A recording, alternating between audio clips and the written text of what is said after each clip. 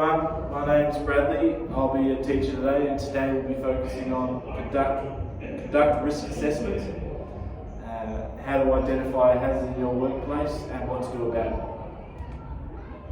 These are our facilities today. As you can see, we're in the boardroom, windows there. So the toilet's outside, walk out the door, go out, the toilets are there. This is our evacuation plan. We're in the boardroom, obviously. Worst case scenario, we want to jump out the window. If we have to break the window, we'll break the window. It is what it is. We're not paying for it at the end of the day, alright? But obviously, best case would be come out the door, go towards the entrance, get out if we have to. Right? Shouldn't have to today, but we've got to know it just in case. Alright, today's overview, learning intention. By the end of this session, students will demonstrate an understanding of what hazards are, how to deal with hazards, and how to produce a risk assessment form. By the end of the class, you should be able to say, I can identify a hazard, create a risk assessment form, and outline the correct steps to take when dealing with hazards. Alright, I think we've got a video here, just to figure that out for you.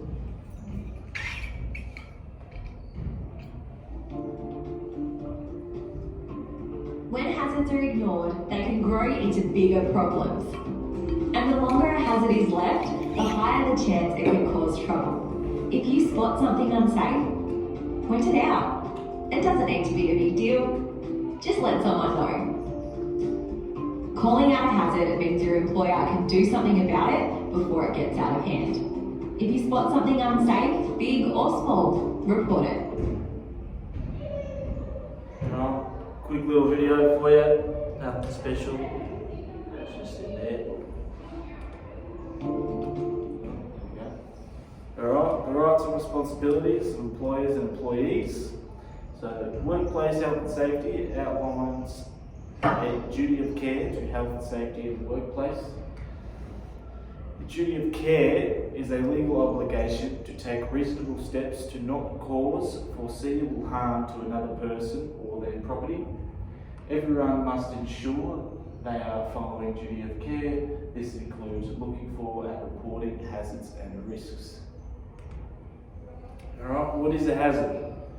A hazard is a source or situation with the potential for harm in terms of human injury or ill health, damage to property, damage to the environment, or a combination of these things. 5 simple things here hazards can be. You've got a physical hazard, a biological hazard, chemical hazard, ergonomic hazard, or a psychosocial hazard. Example of hazards in the workplace, you've got physical hazards as we just ran through, but to go more in depth, these include anything that can cause physical harm without necessarily touching the person directly. Examples might include moving machinery or falling objects, slippery falls, extreme temperatures, noise and vibrations. Right. Got chemical hazards. These hazards are present when workers are exposed to any chemicals in the workplace that can cause harm. An example might include toxic chemicals, corrosive substances, solvents, pesticides and cleaning products. Alright. Biological hazards. These are hazards posed by exposure to biological organisms such as bacteria, viruses, fungi, and other microorganisms. Workers in healthcare, laboratories, or agricultural settings may encounter biological hazards. Probably not most of you, but some do. Ergonomic hazards. These hazards arise from physical factors that can harm the musculoskeletal system.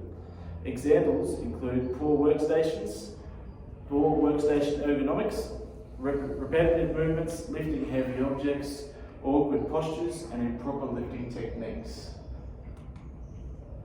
Psychosocial hazards. These hazards affect the mental well-being of workers. Examples might include workplace stress, bullying, harassment, violence, excessive workload, lack of job control, and poor social support.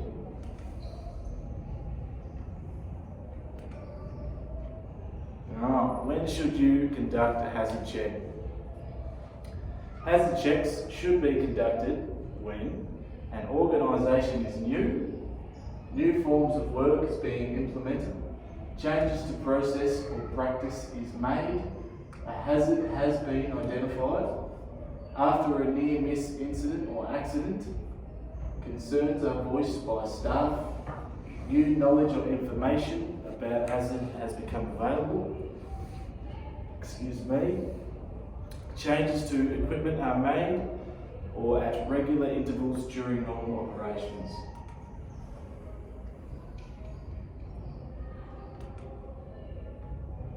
Managing hazards and risks. When a hazard has been identified, you must eliminate or minimise the risk. The following diagram illustrates the steps you should take when you have identified a risk. First off, identify. You obviously have to see the hazard before you can do anything else with the hazard. So first step is identify. Second step is assess the risk, the likelihood and consequences of that hazard. Control, decide on measures to control the risk and implement them. And monitor and review the control measures implemented. Alright, step 1, identify hazards. Conduct site safety audit, physical inspection of the premises and equipment. You've got observing employees performing tasks. You've got investigating accidents and past incidents, investigating near misses, reviewing available documentation, environmental monitoring of fumes, reviewing employee complaints, communicating with employees, having an external safety consultant that conduct a safety audit. Step number 2, assess the risk. Once you've identified a hazard, you must rank each hazard based on the severity of the consequences that may occur. A common way of ranking hazards, basically here what you see, you've got a catastrophic hazard, which is a risk that is able to cause great distress and damage. You've got a major hazard, which is a risk that is very intense. A moderate one, which is a risk which is within reasonable limits, not excessive or extreme. You've got minor, which is any risk, which is the smallest in amount or degree. And then you've got insignificant, which is a risk that is negligible, none or very minor chance of injury or harm. Step 3, decide on measures to control the risk and implement them. You should always aim to eliminate the risk underlying, because always, where it is not possible, you must attempt to minimise risks if it is reasonably practical. To control risks, you can follow the hierarchy of control measures, which is seen here, which are ranked from highest to level of protection and reliability to the lowest. Alright, so on this diagram, start off with elimination. That's pretty clear. You see the hazard or risk, you want to get rid of it, just eliminate it completely so it doesn't affect anyone or can't affect anyone. You've got reduced risk, substitution, isolation, engineering. So isolation would be isolating the risk by separating it from the risk. Someone who's near the risk, nearly get them away from it. Alright, it's pretty simple. You've got engineering controls, make physical changes to reduce the risk through engineering changes or changes to the system of work. It's also pretty simple. If you've got work that revolves around the hazard, simple. It could be as simple as there being a spill on the floor. And you've got a machine set up right next to it, maybe a drop saw or something. Drop saws can be move it away from the hazard. Alright, it's pretty simple stuff. Alright, next we've got administrative controls. Alright, change work practices and organisation. Example, train staff and work procedures. Pretty self-explanatory, that one. And then you've got PPE. Alright, very important here. PPE is very important. Everything you see, you'll probably see the word PPE 400 times because it's very important and it's one of the most important things that you'll have to deal with. Alright. For example, you've got hearing protection, eye protection, hats, gloves, masks, all that sort of stuff. Alright, step 4, you've got monitor and review the control measures implemented. Alright, you want to review the control measures to make sure they work as planned. You can get feedback from those who may have been affected by changes. Ensure the solution does not introduce new hazards, and set a date to reassess the risk. Alright, so you've got reporting, hazard report form and incident report. What are we coming up? So this is the hazard report form. Alright. This is the hazard report form versus the incident report. What's the difference? Alright. Incident report, an incident must be completed when an incident report must be completed when an incident or injury occurs in the workplace, must be reported to the designated person in accordance with the workplace procedures. WHS legislation mandates that workplaces report and keep records of serious accidents, emergencies or health incidents that occur. A hazard report may be filled out if a hazard was identified but no incident or injury occurred. Alright. This might be an incident report.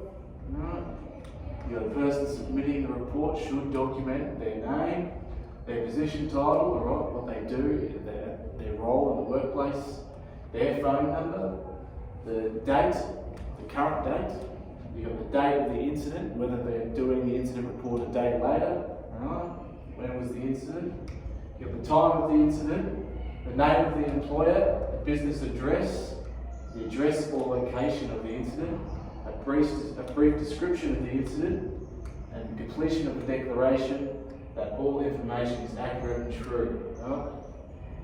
Detail of the injured person or deceased person, so you put their name, their sex, their date of birth, their residential address, their contact phone number, occupational job title, whether they are or were an employee, work being undertaken at the time of the incident, a brief description of the injury or injuries, any witnesses to the incident, and then any action taken to prevent the reoccurrence of the incident. Alright, this is an incident report. This is basically taken straight from WorkSafe Victoria. Alright, this is, if you had to fill out an incident report, this might be what it looks like. Probably will be what it looks like actually. Alright, so if you want to take a minute to have a look at that, take any photos if you want. I'll give you permission for about a minute to pull out your phone, take a photo of that just in case you want to see it in the future. Alright, get out of the way for you.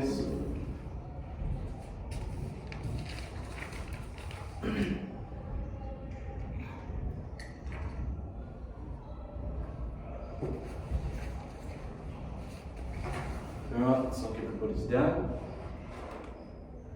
This would be a hazard or an incident report form, same thing. Alright, give you 30 seconds because it didn't take a minute last time. I'll give you 30 seconds to pull out your phone, take a photo if you want to have a photo of that.